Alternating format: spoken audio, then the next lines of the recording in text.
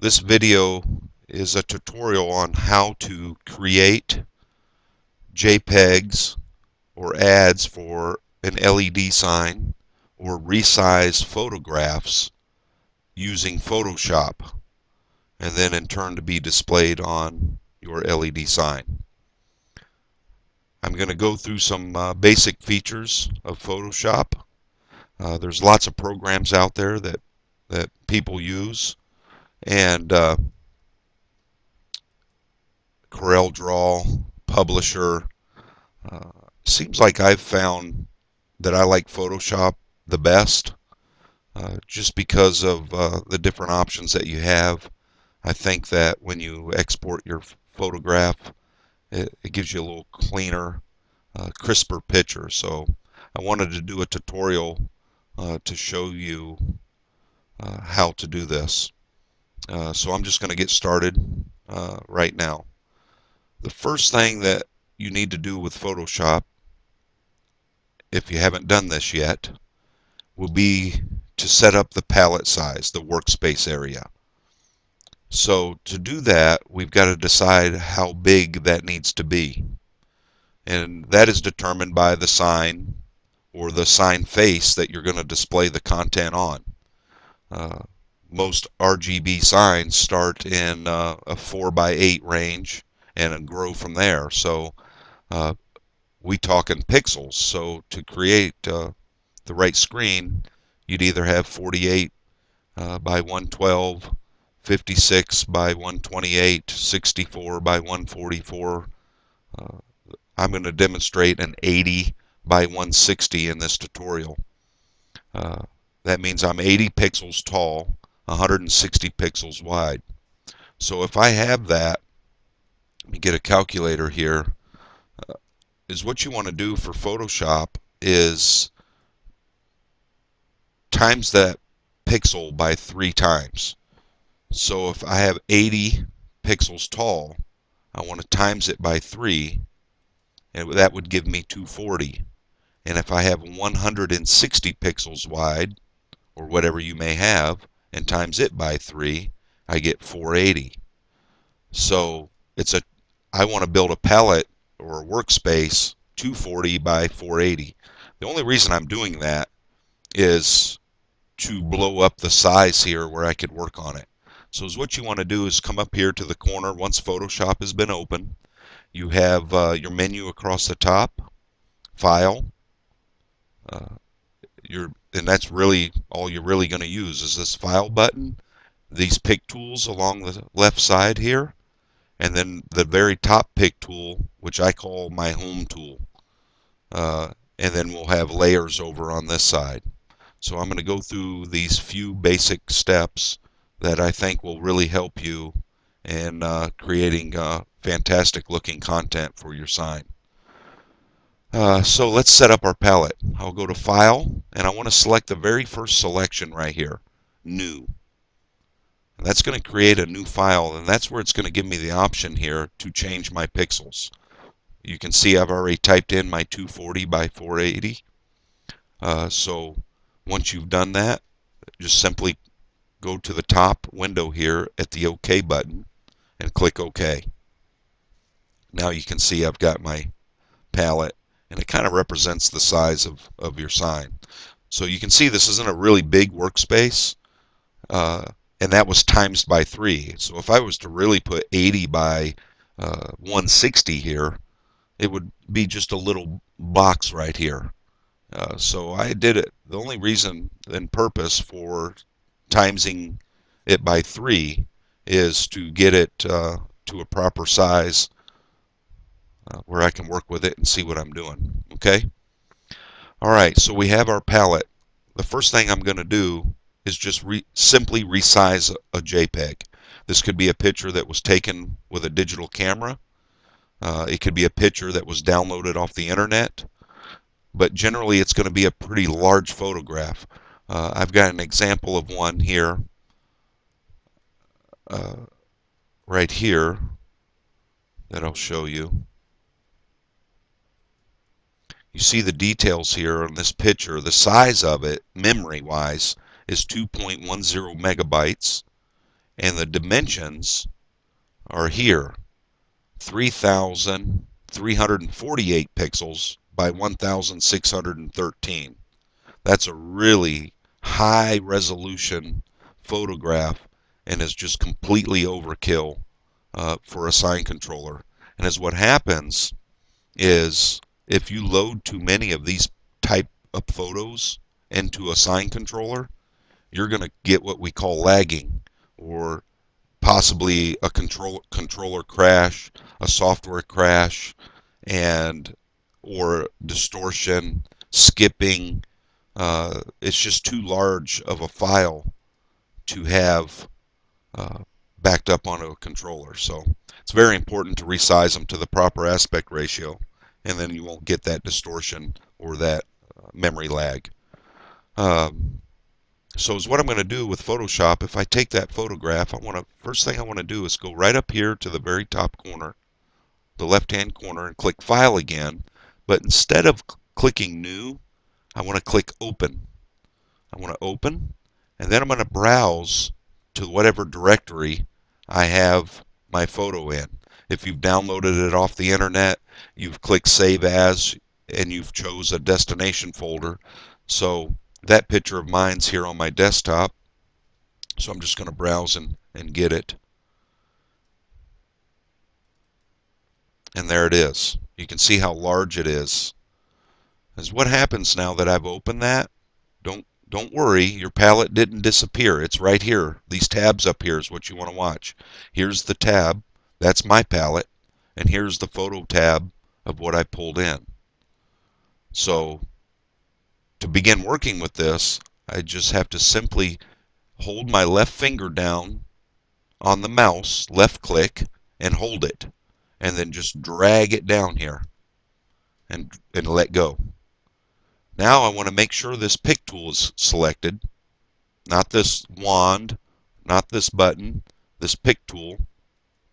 And that will, you can see here, it's called a move tool. It allows me to move around in the software.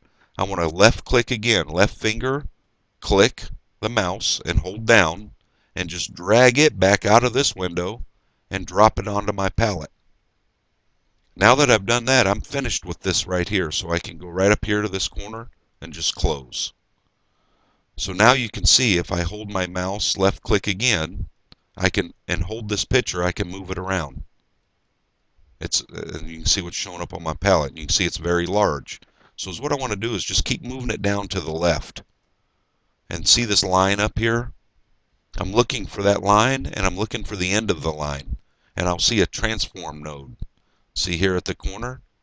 And to start sizing it and maintain the same aspect ratio, I want to be very sure that I hold the shift key on your keyboard, press the shift key, hold down, click my mouse and hold down, and just drag it to the corner. And when you're doing this, you always want to drag and then release both buttons. And then left click again and drag the picture back up to the right. And let go again and just continue doing it. I'm going to grab this, pull it back down, holding my shift key, letting go of both buttons, clicking my mouse again and dragging it back up this way. See, I'm beginning to make it a little smaller. So the reason I'm doing this corner to corner is it maintains that aspect ratio. You don't want to pull on these or you're going to stretch it out of proportion, and what once could be a round head is going to be a football looking head on a human. So you definitely want to make sure you only stay to corner. So I'm holding the shift key down again, left click on my mouse here and hold it and drag as I'm holding shift, and then release both buttons. Click the picture again, hold it, drag it back up here. Now you can see I'm getting smaller. So now I can start kind of fine tuning how I want it. It's a beautiful picture there, isn't it? That's the plaza in Kansas City, Missouri.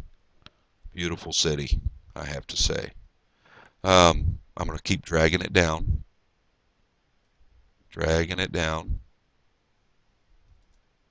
and see, it's kind of centered it in.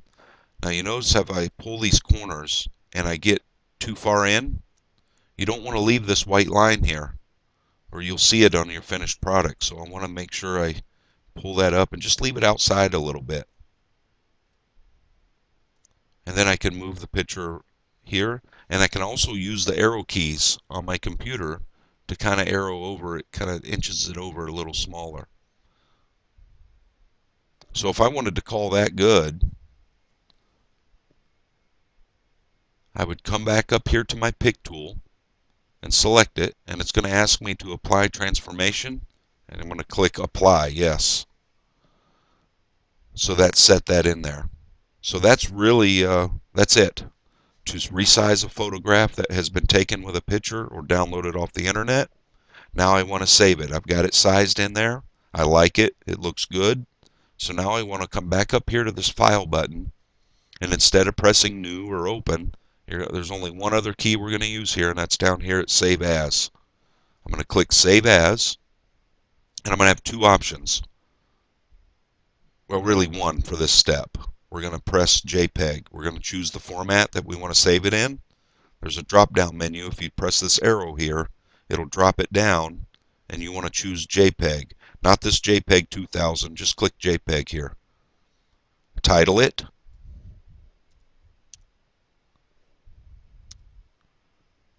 And then click Save.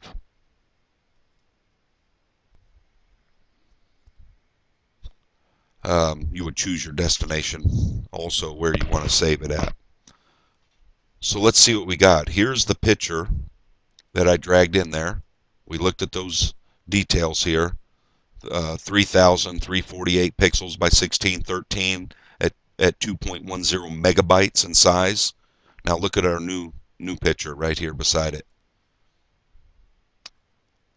There's my 480 by 240, and look what I did with the size. 159 kilobytes. Much, much, much happier sign when you start putting photographs in there. So if I open it up in my picture viewer, you can see the large photograph and then the transformation. So that's how you resize JPEGs, photographs, and then you can in turn load them into your sign software and send them and display them on your LED sign. The second part now of this video, uh, going over to this layer here. If I ever want to get rid of this layer, I just click on it and drag it down to this trash can and just drop it, and it'll get rid of it. So now I have a fresh palette again. Now we're going to move to this side of the software where we'll see what more of these layers will do. But right now we just want to build a sign. This is where you create an ad. You can use a photograph, whether it be a wheelbarrow, a hamburger, a liquor, whatever you would choose to display as a picture, a human, a face, a bicycle. I'm going to show you how to bring that picture in and then add text to it and then resave it as your own JPEG ad. So let's get started on this session. I got this particular, for this demonstration, I'm going to pick an ad that has a photo. So I want to go just like we did when we brought the Kansas City picture in. I want to go to File and go to the second choice, which is Open. And then I want to browse to your destination where your photos are and choose a photo. Um,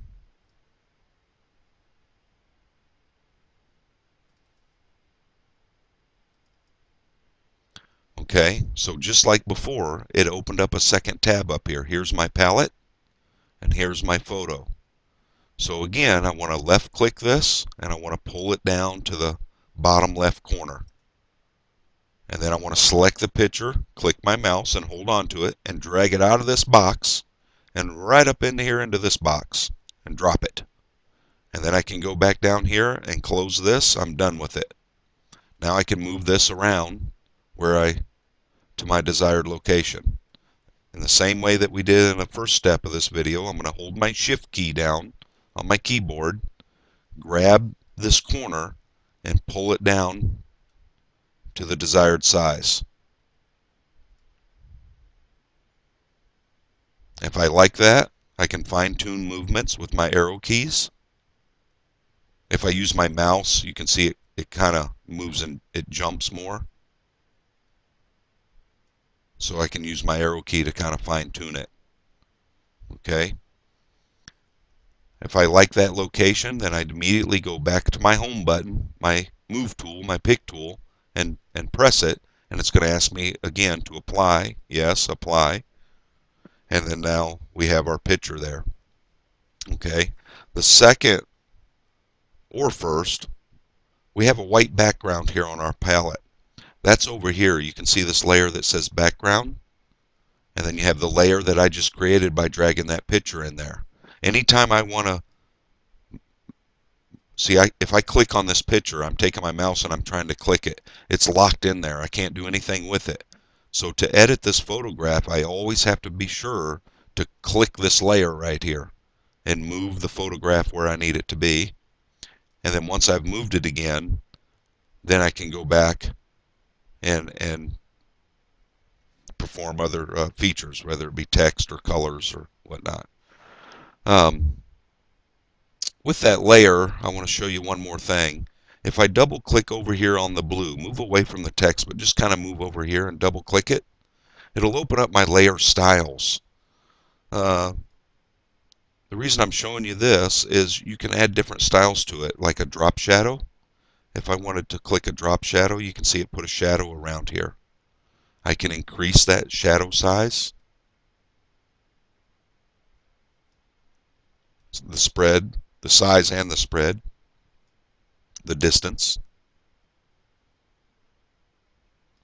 I can put an inner glow, an outer glow. So there's lots of different features here that you can use.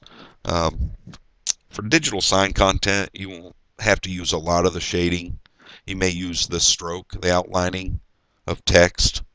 Uh, but I wanted to show you that, and I'll show it again in the texting demonstration. But on this background, let's choose a color. In order to do that, you see this lock here? I have to unlock the background. So I'm just going to double click it right here in the middle, not necessarily on the lock, but just double click it. And it's going to bring this layer up, and I'm just going to hit OK. And you'll notice the lock went away. So now I can select it again by double clicking here on the blue line, and it'll open up that layer style again. Now with that layer style, I'd want to come down here to this color overlay and click it. Select that, and you see it turn my background red. Well, to change that color, I just move right up here to this red box, and I can choose my color. If I want a black, which would be like the back of your sign, if I wanted more of a tealish, blues, I can use different colors. Yellow. I can also, while this field is open with colors, I can actually move my mouse all the way over to this picture and see how my picture turned into a little, my mouse is turned into a little pin dropper or an eyedropper. It's telling me that, hey, well, we can select this picture. I could select the color of this green lime or this white or the strawberry, the inside of the strawberry, the actual strawberry, the lemon. You know, you may have different pictures in there where you kind of want to blend the ad with different colors. So more of this yellowish inside here. And maybe we'll leave it that way. If you like that color, I'll just hit OK and click OK again. And now I've got my background color. So now we need to put a text in it. Over here on the left side of the software, under my pick choices, I'll slide down here to this T, my text tool, and select it. Once I've selected the text tool, I can choose a font. I suggest, out of the hundreds of font choices you have, pick something bold and clear. And then I'd bring my mouse over here and just click it, left click it right on the palette. and start typing. Now we recommend that you turn your caps lock on and lock it to a capital letter and begin typing.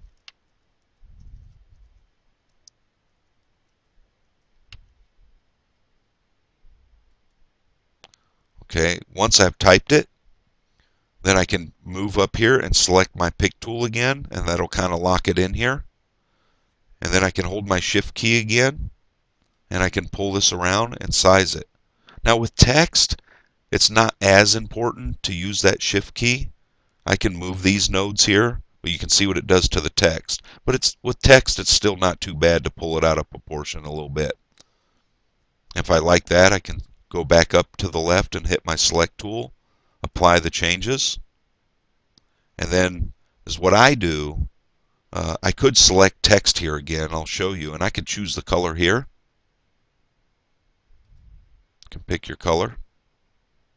Or I could come over here again and make it the color of the strawberry here to kind of blend in, and hit OK.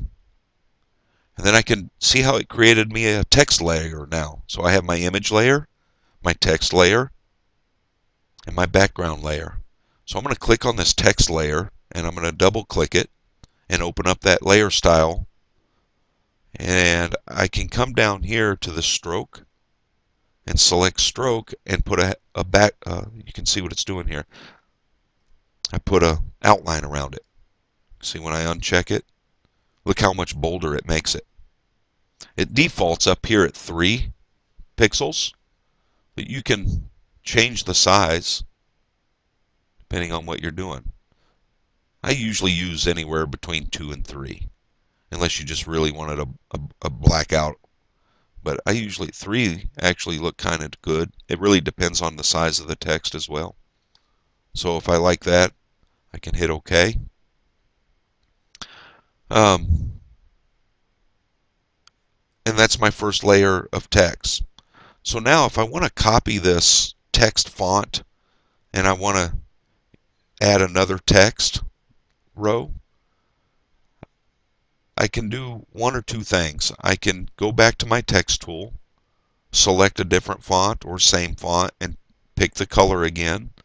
Or if I like to keep the same color, I can go over here to this text line and right click, and it'll bring these options up. And I can hit duplicate layer and hit OK. And it actually duplicated the layer for me. So now as I duplicate the layer, I should be able to select it and move it around.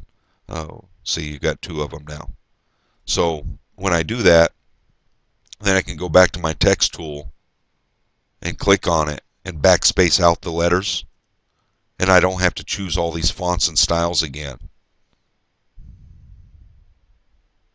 and type in a new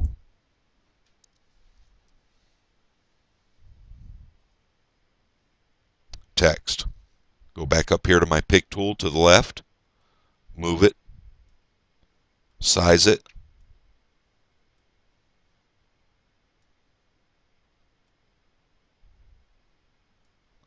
and then go back up here once I've moved it, select it, and apply. So that's really how you can create an ad. If I don't like the way that looks, which I really don't, because look how this yellow doesn't really match the glass here that's got the yellow drink in it. Or this yellow lemon or lime would end up washing out in this background. So when you're doing this, you really want to pay attention to contrast. You don't want your image to wash out into your background or your text to wash out into your background. If the color of your text is too close, like you don't want a black text on a dark maroon background. It's just not going to look good when you display it. So you want to really take your time with this and look at it and remember that you will make mistakes. Once you've created it and you send it to the sign, it's not there forever. That's the beauty of owning an RGB LED sign. It's not like the newspaper where the ad's wasted forever. So you get to put it on the sign and decide whether you like it or not. And as you get used to it, you'll know it before you even send it whether you'll like it or not. I can look at this ad and tell you I wouldn't like it on a sign. So is what I'm going to do is tweak it a little bit. I'm going to go back, first of all, uh, to the background color right here. And I'm just going to go black. See how that looks.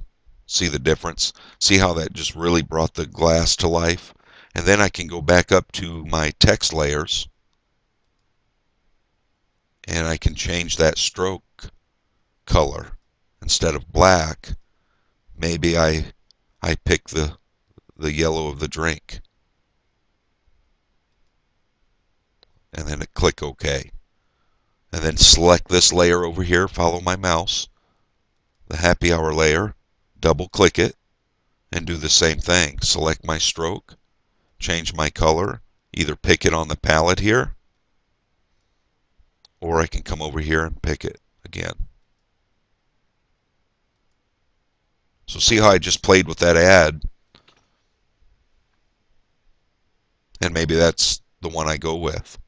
So if that's one I like, I've added a photograph and text, then I go just like I did in the beginning, back up here to the file, and I want to come down here and click Save As.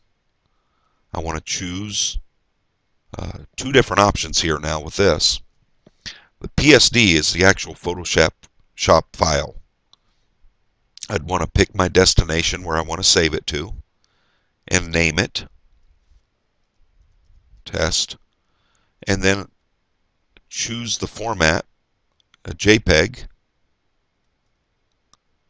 and then click Save, and then hit OK, and that picture is saved.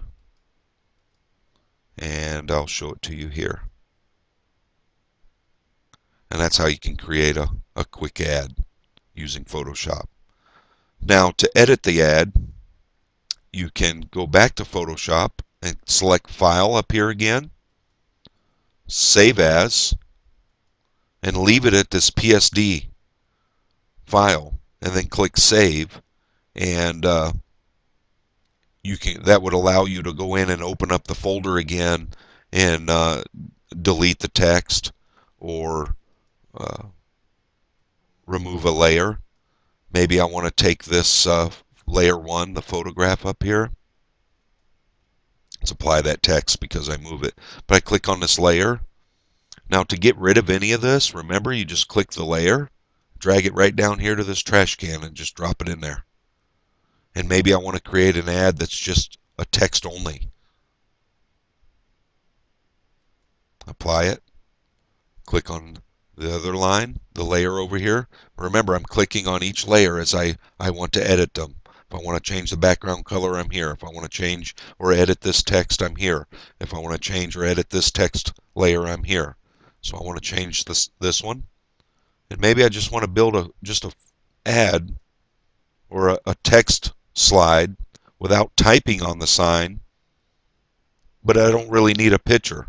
I'd go back up here and hit my select tool, apply it, file, save as, format, drop down menu to JPEG, name it, choose your destination, and save. And here's what I have. Just a big ad with no photograph. So,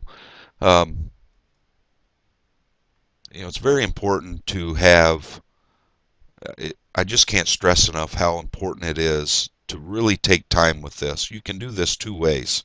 There's many companies out there that will sell you content.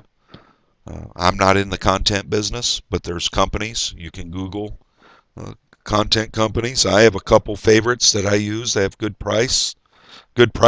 You'd have to pay for it, or you can learn and do some of this yourself. most businesses that pay for content services will do it in more of the lines of movie files or animation files. Um, if I ever put this video up on YouTube, maybe I might attach some of those links to those websites. But we're finding many more business owners across America wanting to be in control of their own content, and this is a quick, fast way to be able to do that and get results that you like and be able to change it as often as you like. So I hope I move slow enough here. I hope that you understood everything. Just practice, pause the video, go back and forth, and I'm sure you'll get it. Um, like I said, Photoshop tutorial, resizing, and creation of JPEGs. So hope this helps. Leave a comment or a question, and I'll try to answer it. Um, until next time, thank you.